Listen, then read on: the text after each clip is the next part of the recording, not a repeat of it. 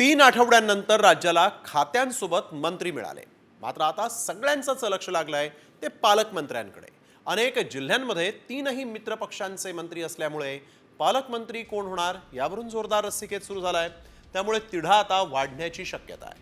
नेमक्या कोणत्या जिल्ह्यांमध्ये पालकमंत्री पदाचा वाद आहे आणि कुणी दावा ठोकलाय त्यावरचा हा एक विशेष रिपोर्ट पाहूया. खातं मिळालं, पालकमंत्री पद लटकलं.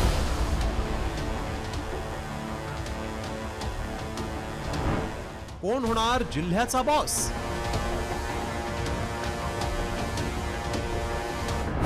महायुतीत पालकमंत्री पदावरून रस्सीखेच. महायुती सरकारमधला गोंधळ अजूनही संपायला तयार नाही. सरकार स्थापन झाल्यानंतर 3 आठवड्यांनी राज्याला मंत्री मिळाले आणि मंत्र्यांना खातीही मिळाली. मात्र आता पालकमंत्री पदावरून महायुतीत नवा तिढा निर्माण झालाय. अनेक जिल्ह्यांमध्ये महायुतीतल्या 2 किंवा 3ही पक्षांचे मंत्री आहेत. त्यामुळे जिल्ह्याचा बॉस कोण होणार यावरून रस्सीखेच सुरू झाली आहे. काही मंत्र्यांनी तर घोषणा होण्यापूर्वीच पालकमंत्री पदावर दावा ठोकला. यात शिंदे गट सर्वात आघाडीवर आहे. जोपर्यंत सीएम साहेबांकडून घोषणा होत नाही तोपर्यंत यावर बोलणं योग्य नाही. यस, मी या शहराचा पालकमंत्री आहेच. या शहराचा पालकमंत्री मी होणारच आहे. याची औपचारिक घोषणा फक्त बाकी आहे. आत्ता त्यावेळेला तर मी स्वतः मंत्री नव्हतो.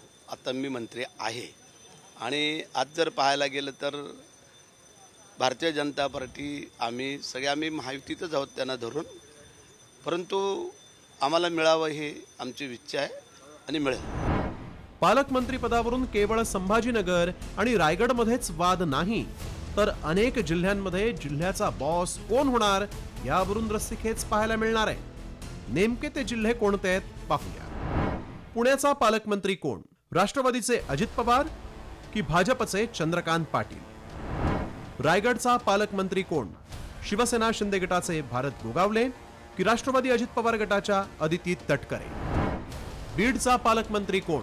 भाजपच्या पंकजा मुंडे की राष्ट्रवादी अजित पवार गटाचे धनंजय मुंडे? संभाजीनगरचा पालकमंत्री कोण?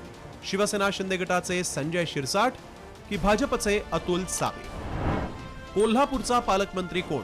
शिवसेना शिंदे गटाचे प्रकाश आबिटकर की राष्ट्रवादी अजित पवार गटाचे हसन मुश्रीफ? साताऱ्याचा पालकमंत्री कोण? भाजपचे शिवेंद्रराजे भोसले की जयकुमार गोरे की शिवसेना शिंदे गटाचे शंभूराज देसाई की मग राष्ट्रवादी अजित पवार गटाचे मकरंद पाटील? काहींनी थेट दावा केल्यामुळे पालकमंत्री पदावरून वाद होण्याची शक्यता आहे. मात्र 3ही पक्षांचं राज्यातलं नेतृत्वच या संदर्भातला निर्णय घेणार असल्याचं सांगत शिंदे गट आणि भाजपनं सारवासारव करण्याचा प्रयत्न केलाय. पालकमंत्री पदाची अधिकृत यादी जाहीर होईपर्यंत दावा कुणी करू शकतं. त्यामुळं असं काय नाही की कुणी दावा करू नये.